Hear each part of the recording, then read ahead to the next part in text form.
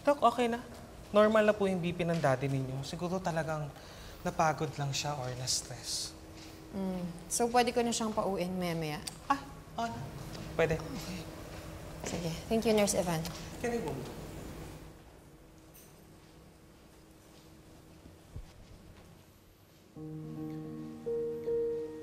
Dr. Tanyag?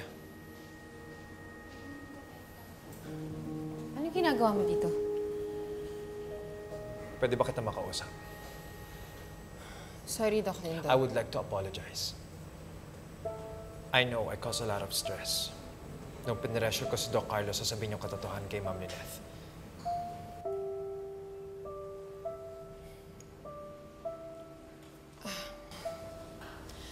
Nakausap ko na siya. Sabi niya, you'll keep your mouth shut. Buti naman nagbago yung isip mo. Don't worry. Hindi ko na sasabihin yung sekreto ng dalawa ni Doc Carlos. Dahil nakita ko kung gaano kamahal ni Doc Carlos si Ma'am Lynette at ganoon din si Ma'am Lynette sa kanya. Alam ko rin kung gaano kasakit mawala ng minamahal.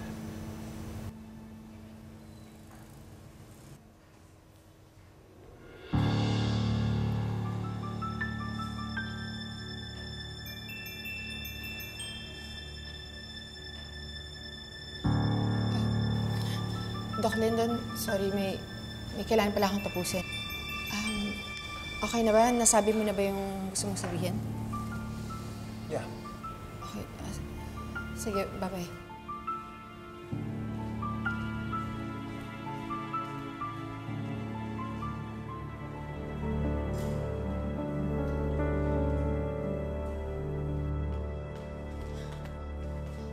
Anong ginagawa mo dito, ha? Oh my God! Si Doc Lyndon, no? Sinundan mo si Doc Lyndon. Di ko alam ang sinasabi mo. Ayaw nang ituloy ng mami mo ang dating plano. Nandito ako dahil sa mami mo. At hindi dahil kay Doc Lyndon. Saan na ba mami mo? Tigilan mo na yung mami ko. Hindi naman pwede yun. Madaming utang na loob sa akin ng mami mo. Pwede ba? Huwag ka nang makapag-usap sa mami ko. That's an order. That's an order? At sa tingin mo, susunod ako sa'yo? Madami na kaming nagawang transaksyon ng mami mo na wala kang alam. Kaya tumahimik ka. Layuan mo na siya dahil napakasama mong tao. Mas masama ang mami mo. Ikaw ang nagpapasama sa kanya. Ikaw! Huwag mo akong sagarin. Baka isunod kita. Dr. Tanyag? Ano nangyayari dito? Ginugulo ka ba ng lalaking to?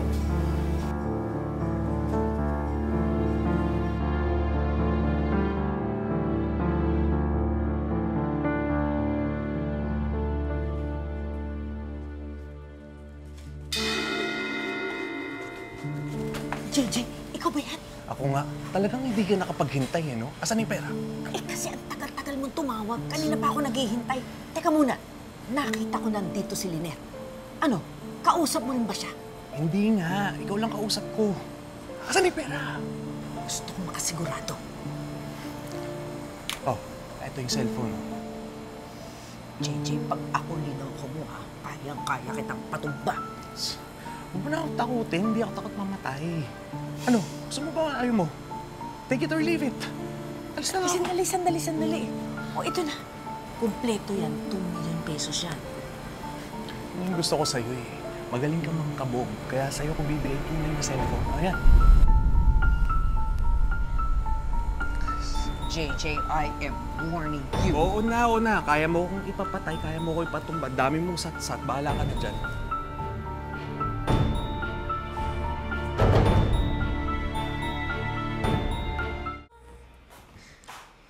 Hindi ko mo talaga makontak si nanay. Tumawag na kaya tayo ng pulis kasi may kaibigang pulis ang ninong mo eh. Palagay mo. Tara, Pwede tara, po. Lipa. Puntahan po natin Mabuti sila, pa. Nay. Mabuti pa nga, oo nga. Nay! Lynette! Nay?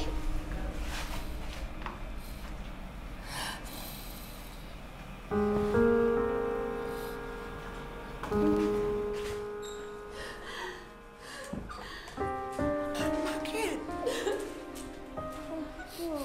Anong nangyari? Nay, bakit po? Asan? Asan yung cellphone?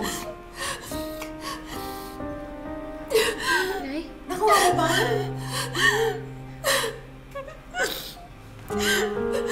Niloko ko, Chang eh! Niloko ko ni Boss! Teka lang. Huwag mo dito to panoorin. Ano ba? Gusto mo pa ba to? Ilabas mo yung pera. Magkaliwaan tayo. Akin na yung phone. Ito yung pera.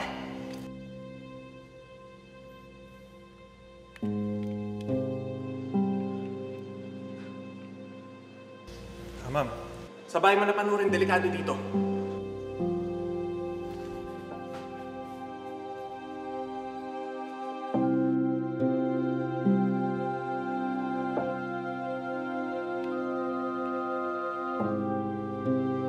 Annalyn, anak. Naalala ko na ang lahat ng nangyari. Si Moira. Ano nangyayari? Ano nangyayari? Bakit ayaw tumuloy? Bakit sila itong video? Bogs! Bogs! Ano nangyayari dito sa video? Bakit ayaw? Bogs! Ma'am, ano ginagawa niyo rito? Umalis na kayo. Baka masaktan pa kayo. Sige na. Alis na.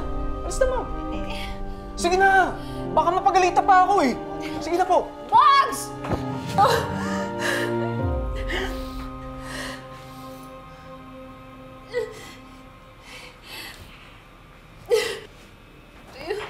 Ito yung cellphone na binigay niya. Annalyn, anak. Naalala ko na ang lahat ng nangyari. Si Moira. Ulitin mo, ulitin mo.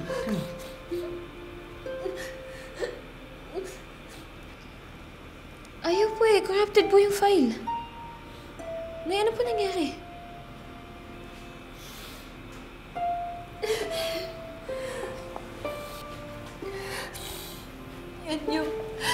Yan yung cellphone na binigay sa akin ni Bobs. Ibang palang cellphone yan eh. Kaya pala siya nagmamadaling umalis. Niloko niya ako eh. Anak, sorry talaga. Dapat kasi chinek ko muna bago ko siya pinaalis. Ang tanga-tanga ko talaga. Ang tanga-tanga ko. Dapat di ko muna siya pinaalis. Sorry talaga. Sorry talaga. Pati yung 1.5 ng tatay mo na wala na. Nay, huwag mo paintindihin yun. Huwag ka po mag-sorry. Importante po safe ka, okay? Huwag mo paintindihin yun. Sorry po talaga. Sorry talaga. Importante po ligtas ka, okay?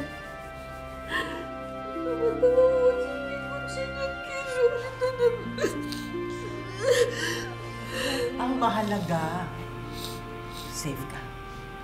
Sigtas ka, walang nangyari sa'yo.